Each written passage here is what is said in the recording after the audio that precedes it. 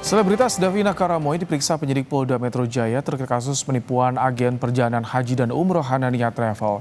Davina diperiksa sebagai saksi karena menerima endorse dari Travel Hanania.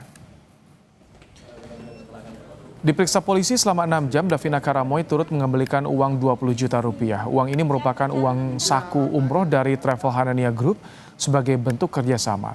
Davina mengaku di-endorse umroh oleh Travel Hanania pada tahun 2024. Kemudian di tahun 2025, Davina kembali berangkat umroh melalui Travel Hanania dengan biaya pribadi. Selama 2 kali perjalanan umroh ini, Davina mengaku mendapat uang saku 20 juta rupiah dari Hanania Travel. Sama seperti yang lain, dan memang saya mendapat uang saku dan untuk sudah dikembalikan juga uang saku. Kita ada 2 kali keberangkatan, yaitu di tahun 2024 September dengan Agustus 2025. Kejadiannya adalah memang kita dihubungi oleh pihak Hanania. Itulah yang kita bayar, memang kita dibayar, yaitu diberi uang saku, bukan dibayar uang ini, yaitu 10 juta per keberangkatan.